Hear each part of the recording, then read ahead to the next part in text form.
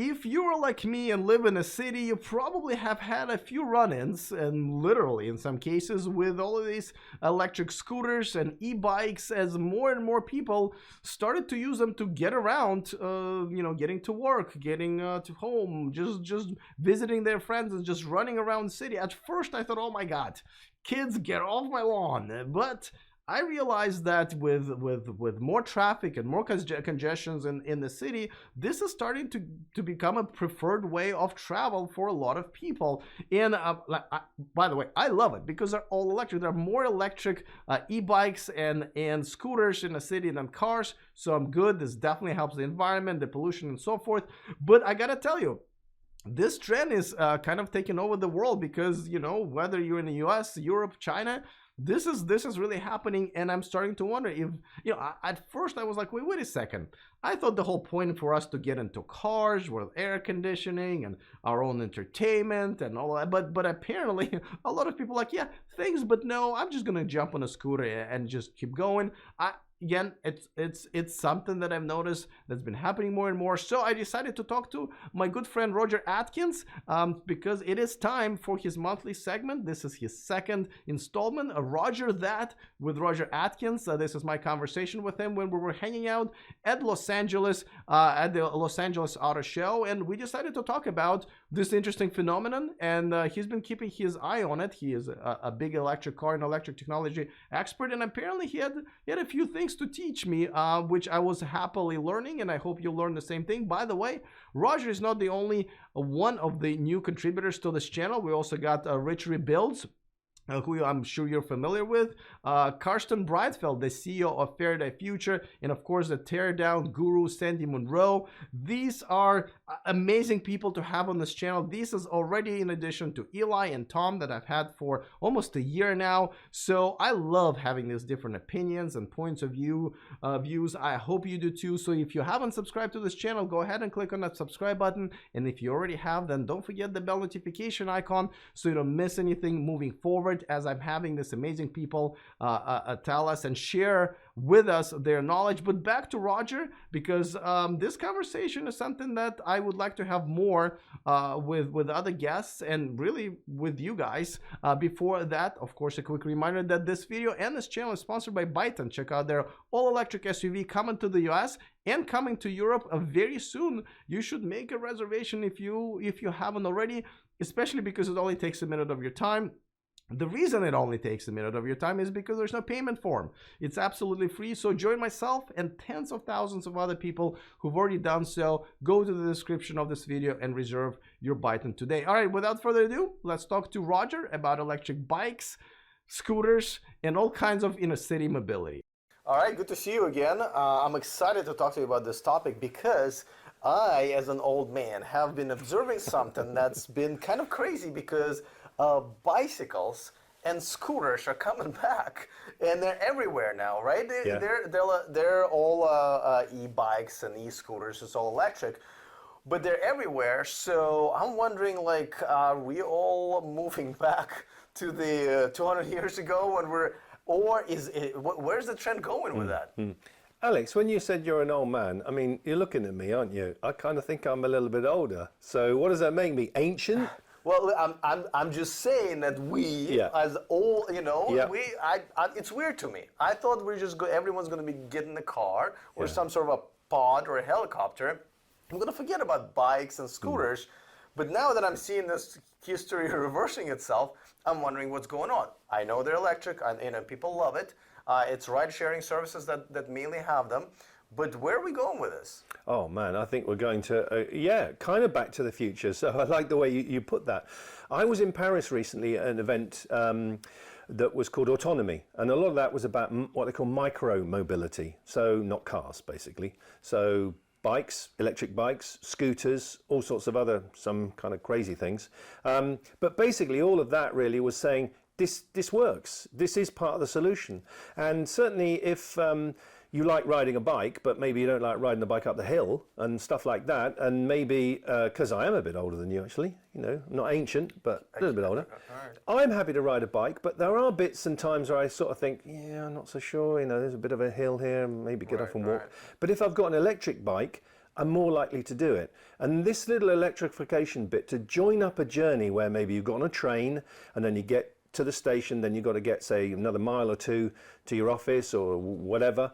If you've got something easy and convenient and electric that makes all of that work, yeah, it's coming back because that stuff's delivering a solution. And then also, I mean, last time we spoke, I talked about a book, didn't we? So I'm not a book reviewer, but this book... I feel like we're part of a book club at No, this it's point, not a but go book ahead. club show. Okay, I'm sorry if I'm turning that's into all that. right. So this, Hop, Skip, Go, which is by John Ross and Stephen Baker. They're your countrymen, they're American guys, and they're talking about just that. You can, you know, what's the name of the book? Hop, Skip, Go.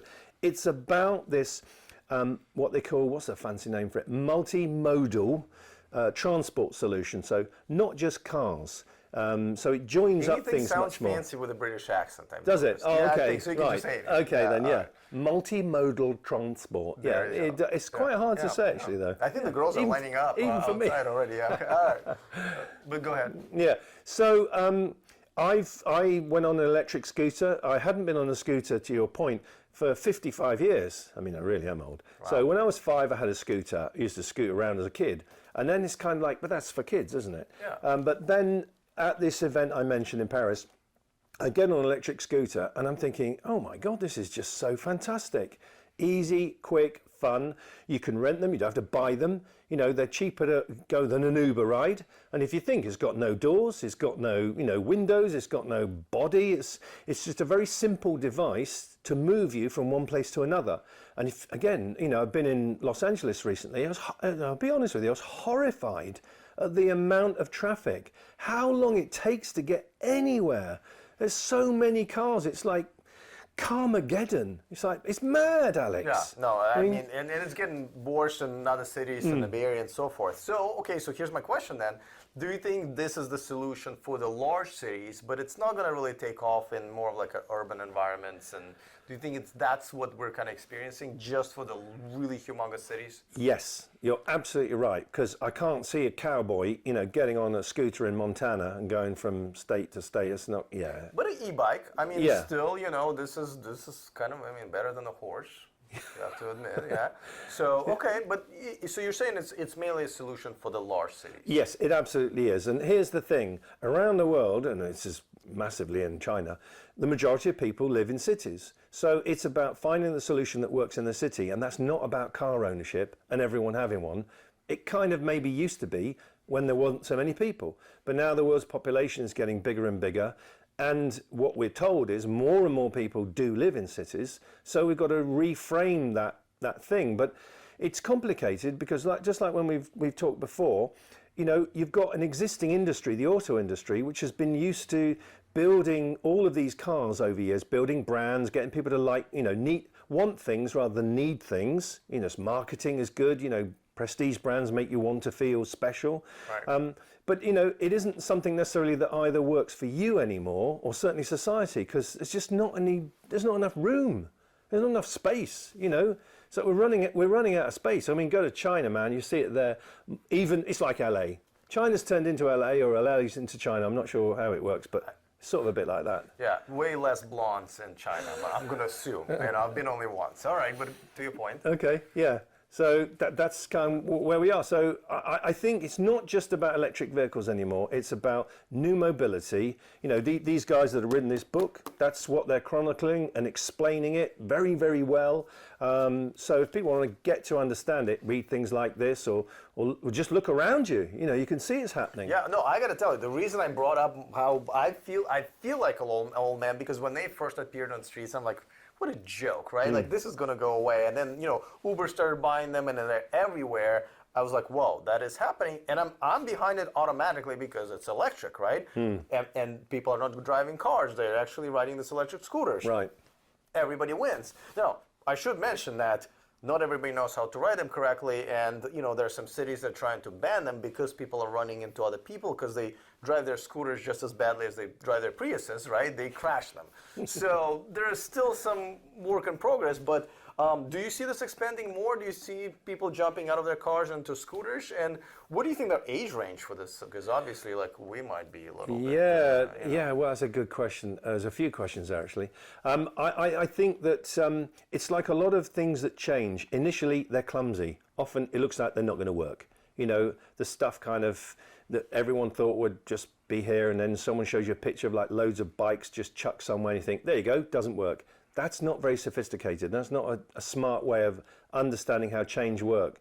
Change happens in a kind of clumsy, stumbling fashion, and then it kind of sorts itself out and gets going.